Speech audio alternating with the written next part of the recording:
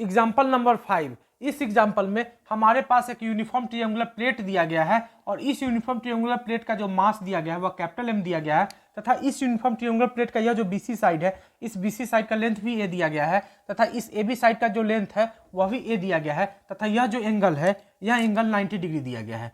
Clear है। तो हमें यह बोला गया है कि इस यूनिफॉर्म ट्रायंगुलर प्लेट का उस एक्सिस ऑफ रोटेशन के बाद मोमेंट ऑफ इनर्शिया कैलकुलेट कीजिए जो एक्सिस ऑफ रोटेशन इस यूनिफॉर्म ट्रायंगुलर प्लेट के सेंटर ऑफ मास से होकर गुजरता है तथा इस यूनिफॉर्म ट्रायंगुलर प्लेट के प्लेन पर परपेंडिकुलर होता है। क्लियर है। ठीक है। तो मान लेते हैं कि यह यूनिफॉर्म ट्रायंगुलर प्लेट इस बोर्ड के प्लेन में रखा गया है तथा इस यूनिफॉर्म ट्रायंगुलर प्लेट का यह जो पॉइंट है इस पॉइंट पर इस यूनिफॉर्म ट्रायंगुलर प्लेट का सेंटर ऑफ मास एग्जिस्ट कर रहा है। क्लियर है। ठीक है। तो हमें एक्सिस ऑफ रोटेशन के बारे में क्या इंफॉर्मेशन दी गई है, एक्सिस ऑफ जो रोटेशन है मेरा वह इस सेंटर ऑफ मास से होकर गुजर रहा है तथा इस यूनिफॉर्म ट्रायंगुलर प्लेट के प्लेन पर परपेंडिकुलर है, यानी कि कुछ इस तरीके से मेरा एक्सिस ऑफ रोटेशन है। क्लियर है।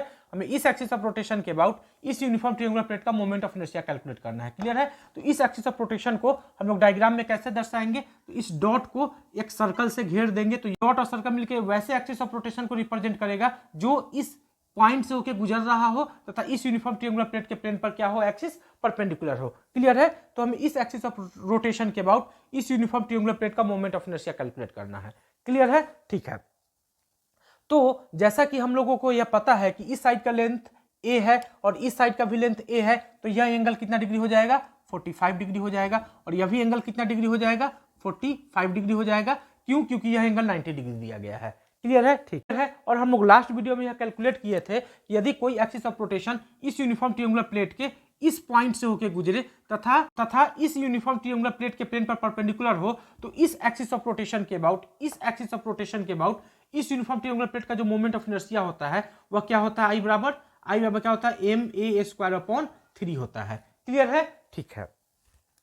तो इस एक्सिस ऑफ रोटेशन के अबाउट हमें मोमेंट ऑफ इनर्शिया पता है, हमें इस एक्सिस ऑफ रोटेशन के about moment of inertia calculate करना है और यह एक्सिस कहां से होकर गुजर रहा है, इस यूनिफॉर्म ट्रायंगुलर प्लेट के सेंटर ऑफ मास से होकर गुजर रहा है तथा इस यूनिफॉर्म ट्रायंगुलर प्लेट के प्लेन पर क्या है, परपेंडिकुलर है। यानी यह एक्सिस ऑफ रोटेशन जिसके अबाउट मोमेंट ऑफ इनर्शिया हमें पहले से पता है कि कितना होता है, ma² होता है और इस एक्सिस ऑफ रोटेशन के अबाउट मोमेंट ऑफ इनर्शिया हमें कैलकुलेट करना है। यह एक्सिस ऑफ रोटेशन तथा यह एक्सिस ऑफ रोटेशन दोनों आपस में क्या होंगे, पैरेलल होंगे। तो हम लोग पैरेलल एक्सिस थ्योरम का यूज करके इस एक्सिस ऑफ रोटेशन के अबाउट आसानी से मोमेंट ऑफ इनर्शिया कैलकुलेट कर सकते हैं। क्लियर है। तो मान लेते हैं कि इस एक्सिस ऑफ रोटेशन के अबाउट इस यूनिफॉर्म ट्रायंगुलर प्लेट का जो मोमेंट ऑफ इनर्शिया है वह ICM है, तो हमें ICM का वैल्यू कैलकुलेट करना है। क्लियर है।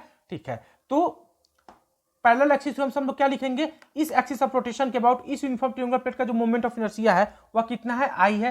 तो I बराबर क्या होगा, इस एक्सिस ऑफ रोटेशन के अबाउट इस यूनिफॉर्म ट्रायंगुलर प्लेट का मोमेंट ऑफ इनर्शिया हमने कितना माना, ICM माना है। तो I बराबर क्या होगा, ICM प्लस इस यूनिफॉर्म ट्रायंगुलर प्लेट का मास कितना है, m है, इंटू d²। क्लियर है। तो d क्या है, इस ब्लू वाले एक्सिस और इस रेड वाले एक्सिस के बीच का जो परपेंडिकुलर डिस्टेंस है वही d है। यानी यह अगर इस पॉइंट को इस पॉइंट से अगर हम लोग मिला दे तो यह जो लेंथ मिलेगा वही लेंथ हमें क्या मिलेगा, d मिलेगा। क्लियर है। तो इस d के वैल्यू को हम लोग कैसे कैलकुलेट करेंगे, यदि इसको हम लोग थोड़ा एक्सटेंड कर दे तो यहां पे हमें कौन सा एंगल मिल जाएगा, 90 डिग्री का एंगल मिल जाएगा। क्यों?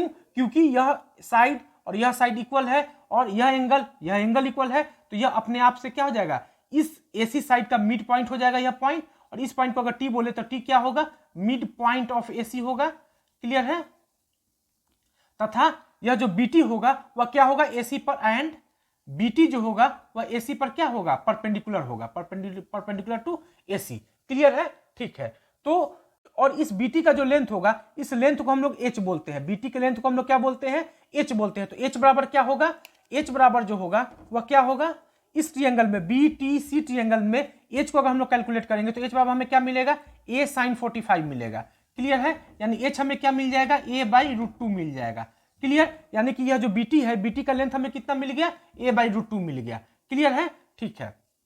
और हमें पता है कि यह जो पॉइंट है, यह पॉइंट क्या है, इस यूनिफॉर्म ट्रायंगुलर प्लेट का सेंटर ऑफ मास है। तो हमें इस पॉइंट से लेकर के इस पॉइंट का जो परपेंडिकुलर हाइट होगा, यानी इस पॉइंट को अगर हम लोग O बोल दे तो OT जो होगा वह क्या होगा, H/3 होगा। OT क्या होगा, H/3 होता है। क्लियर है। जबकि यह जो BO होता है वह कितना होता है, 2H/3 होता है। क्लियर है। और यही BO हमारे पास क्या है, D है। तो BO की जगह पर हम लोग क्या लिखेंगे, D लिखेंगे। तो D बराबर क्या हो जाएगा, 2h/3 होगा। तो h का वैल्यू हमने कैलकुलेट कर लिया, h हमारे पास कितना a/√2 है, तो d बराबर हमें क्या मिल जाएगा, d बराबर हमें क्या मिल जाएगा 2 × a/√2/3। तो फाइनली हमें d बराबर क्या मिलेगा, d बराबर मिलेगा 2a√2/3, √2a क्या मिलेगा 3। यानी कि इस एक्सिस और इस एक्सिस के बीच का जो परपेंडिकुलर डिस्टेंस d है, उस d का वैल्यू हमें कितना मिल गया √2a/3। क्लियर है। तो अब हम लोग इस फॉर्मूला का यूज करके आसानी से इस एक्सिस के बाद मोमेंट ऑफ इनर्शिया कैलकुलेट कर सकते हैं। क्लियर है। तो इस एक्सिस के बाद जो मोमेंट ऑफ इनर्शिया है उसे हमने कितना माना, ICM माना है, और इस एक्सिस के बाद जो मोमेंट ऑफ इनर्शिया है वो हमारे पास कितना ma²/3 है। तो I की जगह पे हम लोग क्या लिखेंगे, ma²/3 लिखेंगे। ICM हमें कैलकुलेट करना है, यानी कि इस एक्सिस ऑफ रोटेशन के अबाउट इस यूनिफॉर्म ट्रायंगुलर प्लेट का मोमेंट ऑफ इनर्शिया हमें कैलकुलेट करना है। तो ICM की जगह पे ICM लिखेंगे, प्लस इस यूनिफॉर्म ट्रायंगुलर प्लेट का मास हमारे पास कितना है, m है, तो m की जगह पे m लिखेंगे। और इस एक्सिस तथा इस एक्सिस के बीच का जो परपेंडिकुलर डिस्टेंस d है वो हमने कितना कैलकुलेट कर लिया, √2a/3। हमने कितना कैलकुलेट किया, √2a/3। क्लियर है। तो बस 3 का क्या लिख देंगे, स्क्वायर। क्लियर है। तो बस इस इक्वेशन को हम लोग क्या कर देते हैं, सॉल्व कर देंगे, और हमें क्या कौन सा वैल्यू मिल जाएगा, हमें ICM का वैल्यू मिल जाएगा। यानी कि ICM बराबर हम लोग क्या लिखेंगे, ma²/3 माइनस 2ma²/9। इसको सॉल्व करेंगे तो हमें क्या मिलेगा, ma²/9 मिलेगा। क्लियर है। तो ICM बराबर हमें फाइनली कितना मिल जाएगा, ma²/9।